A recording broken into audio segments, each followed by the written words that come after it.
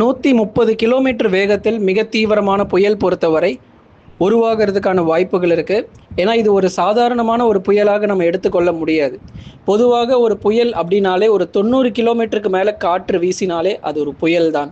அப்படி இருக்கும்போது ஒரு தீவிர புயல் அப்படின்னு சொல்லும்போது 120 அல்லது 130 கிலோமீட்டருக்கு மேல காற்றுடைய வேகத்தன்மை அது உருவாகும் பொழுது இருக்கும்போது அது தீவிர புயலாகவும், அது மேலும் வலுவடையும் போது அது அதிதீவிர புயலாகவும் கருதப்படும். அப்படி இருக்கும்போது அரபிக்கடல்ல அடுத்து வரக்கூடிய நாட்கள்ல உருவாகக்கூடிய புயல் சின்னம் மிகவும் ஒரு தீவிர புயலாக மாறுவதற்கான வாய்ப்பு இருக்கு. ஆரம்ப கட்டத்துல ஒரு 70 கிலோமீட்டர் 80 கிலோமீட்டர்ல அப்படியே உருவாகி கொண்டிருந்தாலும் பின்னர் நாட்கள் போக போக அது மேலும் ஒரு அதிதீவிர புயலாக மாறுவதற்கான வாய்ப்பும் அதிகரிச்சிருக்கு. கண்டிப்பா அதை குறித்து பார்க்கலாம். இதனால தமிழ்நாட்டிற்கு ஏதாவது பாதிப்புகள் ஆபத்துகள் இருக்குமா அல்லது மழை பொழிவு இருக்குமா அப்படிங்கிறதையும் மிக தெளிவாக நம்ம பேச போறோம். ஏன்னா காற்றுடைய வேகம் அந்த அளவிற்கு மிக தீவிரமாகவும் மழையும் ரொம்ப கொடூரமாக காத்திருக்கு. தமிழ்நாடு பரவாயில்லைங்க, ஆனால் மற்ற மாநிலங்கள் கொஞ்சம் யோசிச்சு பார்க்கணும். எங்கெங்க அதீத கனமழை மற்றும் அதி கனமழைக்கான வாய்ப்புகள் இருக்கும். அதை தொடர்ந்து இன்னும் எத்தனை நாட்கள் தமிழ்நாட்டில் மழை பெய்ய போகுது. அக்னி நட்சத்திரம்னு சொன்னாங்க, ஆனால் இந்த அளவுக்கு மழை வாய்ப்புகள் இப்போ தீவிரமாகிறதுக்கு என்ன காரணம் அப்படிங்கிறதையும் இந்த வானிலை அறிக்கையில கேட்டு பயன்பெற்றுக் கொள்ளுங்க. நண்பர்களை நீங்க மறக்காம ஒரு லைக் பண்ணுங்க. யார் யாரெல்லாம் இன்னும் சப்ஸ்கிரைப் பண்ணாம இருக்கீங்களோ சீக்கிரமா சப்ஸ்கிரைப் பட்டனை கிளிக் பண்ணுங்க. நண்பர்கள் உறவினர்கள் தெரியப்படுத்த மறக்காம ஷேர் பண்ணுங்க. அரபிக்கடல் பகுதிகளில் தாழ்வு பகுதி ஒன்று உருவாகி பின்னர் ஒரு தீவிர புயலாக மாறக்கூடும்.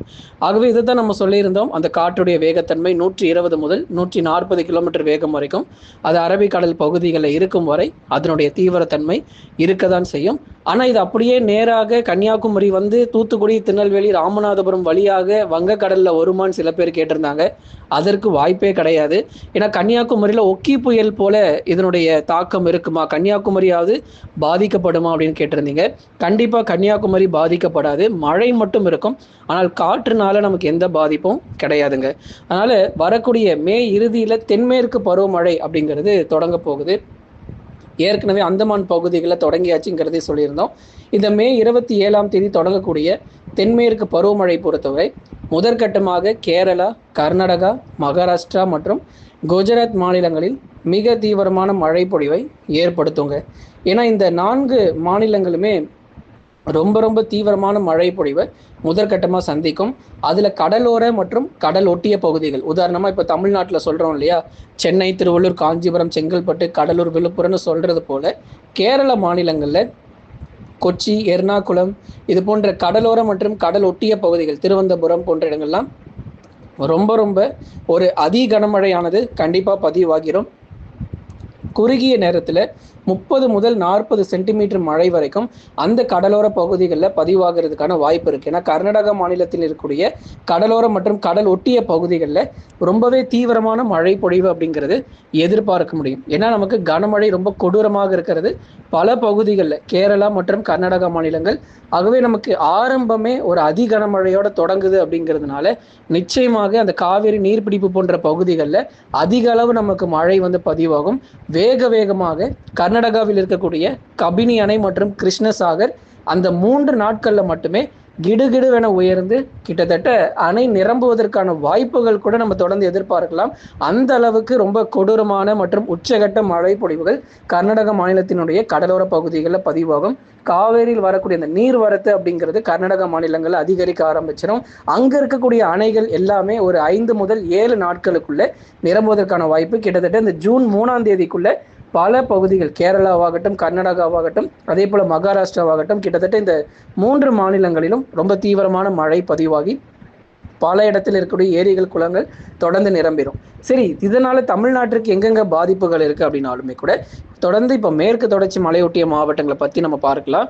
நீலகிரி, கோயம்புத்தூர், தேனி மற்றும் தென்காசி மாவட்டங்கள். நீலகிரி மாவட்டத்துல அவலாஞ்சி, குந்தா மற்றும் உதகமண்டலம் அதன் சுற்று வட்டார பகுதிகளிலும் மிக தீவிரமான மழை பொழிவு. நீலகிரி மாவட்டத்தில் பல்வேறு பகுதிகளில் மிக தீவிரமான மழை பொழிவானது உறுதியாக பதிவாகிறோம். மே இறுதி முதல் பருவமழையும் மேற்கு தொடர்ச்சி மலையொட்டிய மாவட்டத்தில் தீவிரமடைய வாய்ப்பு இருக்கு. அதாவது நீலகிரியில் ஆரம்பித்து கன்னியாகுமரி வரை இருக்கக்கூடிய இந்த 5 மாவட்டங்களும் மே இறுதி முதல் பல பகுதிகளில் கன முதல் மிக கனமழையானது கொட்டி தீர்த்து வெளுத்து வாங்கிரும், வால்பாறை, சோலையாறு, சின்னக்கல்லார், நீலகிரியினுடைய மேற்கு பகுதி, தேனி மாவட்டங்கள் மற்றும் தென்காசி மாவட்டங்கள் உட்பட பல இடங்களிலும் இந்த கடுமையான கனமழை பொறுத்த வரைக்கும் உறுதியாக பதிவாகும். ஆகவே மேற்கு தொடர்ச்சி மலையொட்டிய மாவட்டங்களிலும் அநேக இடங்களில் பரவலாக கனமழையானது கண்டிப்பாக பதிவாகிறதுக்கான வாய்ப்புகள் ரொம்பவே அதிகம் அப்படின்னு தான் நம்ம சொல்லி ஆகணும்.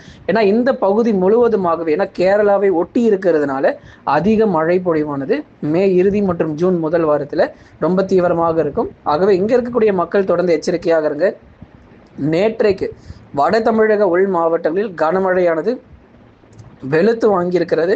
பல பகுதிகளில் நல்ல ஒரு மழை கிடைச்சதா நிறைய பேர் தொடர்ந்து தெரியப்படுத்தியிருந்தீங்க. அதில் பெரும்பாலான இடங்களில் மாலை மற்றும் இரவில் தான் நமக்கு மழை இருக்கும். காலை பகலில் மழை வராது.